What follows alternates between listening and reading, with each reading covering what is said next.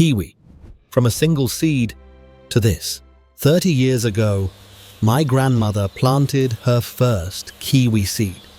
Everyone told her it was impossible. Kiwis don't grow from seeds, they said. You need grafted plants from a nursery. But grandmother had a secret. And today, I'm going to share that secret with you. Stay with me, because what I'm about to show you is the difference between waiting 5 years for nothing or harvesting sweet kiwis for generations. Let's start from the very beginning. First, we need seeds. And here's the good news. You can get them from any store-bought kiwi. Grab a ripe kiwi, cut it in half, and look at all those tiny black seeds. Now, here's what most people get wrong. They try to pick out seeds one by one. That takes forever. Here's grandmother's shortcut. Put the kiwi flesh in a bowl, add some water, and use a fork to mash it gently. Or, if you have a blender, give it a few short pulses. Just a few. We don't want to damage the seeds. The seeds will sink to the bottom. Pour off the water and pulp. Add fresh water. Repeat until the seeds are clean. Now spread them on a paper towel to dry. Once they're dry, they're much easier to handle. Quick tip: that leftover kiwi water, don't throw it away. It's full of sugars that your other plants will love. And if you're into homemade fertilizers, a little compost tea during the growing season will make your kiwis thrive. Grandmother swore by it. All right, let's talk planting methods. Method 1. Direct soil planting. Get a small container. Make sure it has drainage holes. Fill it halfway with a good seed-starting mix. You want something light and airy, not heavy garden soil. If you have some perlite, mix a little in. This helps baby roots grow faster. Now, sprinkle your seeds on top. Here's important: don't bury them deep. Kiwi seeds are tiny. Just press them gently into the surface and cover with the thinnest layer of soil. Mist with water, cover with plastic wrap or a clear lid, and place in a warm spot. The magic temperature? Between 65 and 75 degrees Fahrenheit. Keep it out of direct sunlight for now. We don't want to cook our seeds. Remember that secret I mentioned? We're getting closer.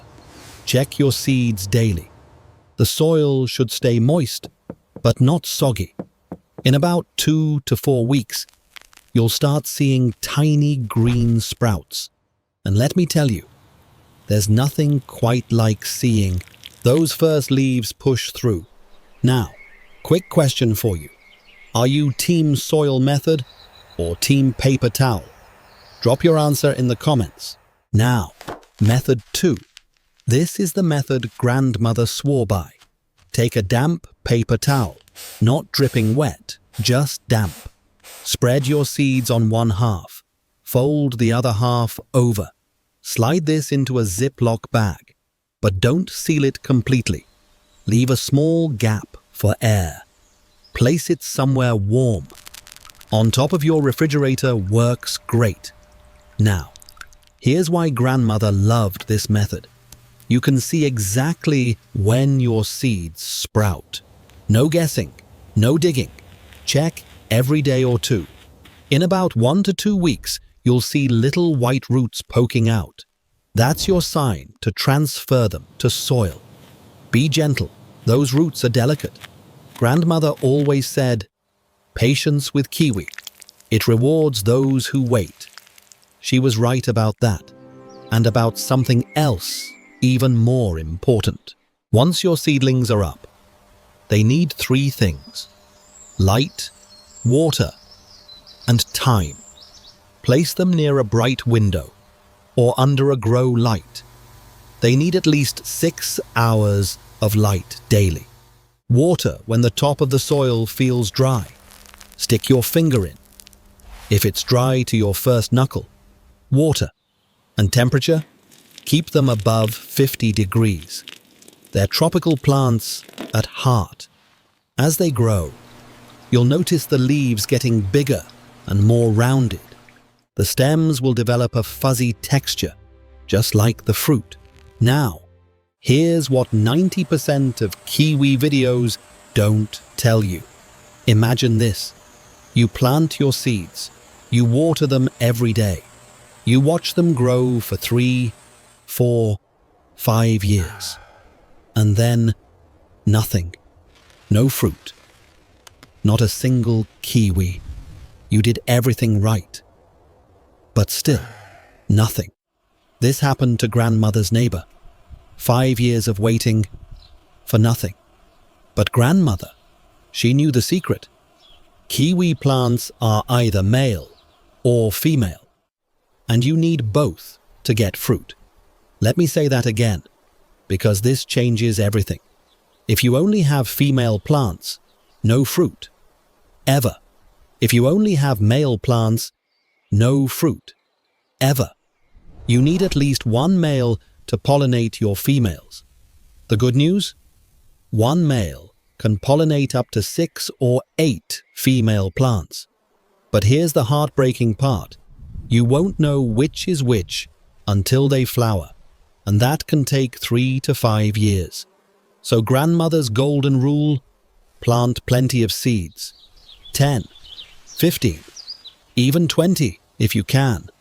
The more plants you grow, the better your chances of having both. This one piece of knowledge saved grandmother years of disappointment. Now, you might be wondering, will this work where I live? Here's the beautiful thing. Kiwis can grow in USDA Zones 4 through 9 outdoors. But if you're in a colder zone, or you just don't have yard space, containers work perfectly. One quick note. In some states like Massachusetts, hardy kiwi can be considered invasive, so check your local regulations before planting outdoors. Better safe than sorry.